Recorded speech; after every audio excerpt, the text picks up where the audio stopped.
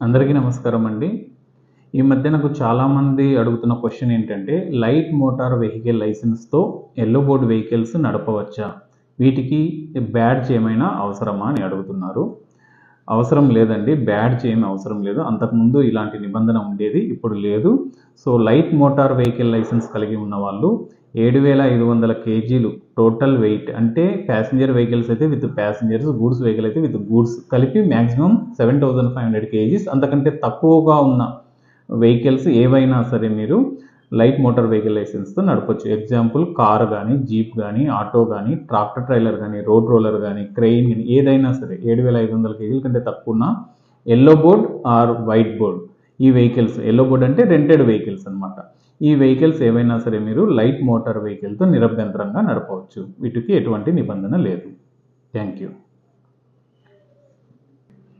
అందరికీ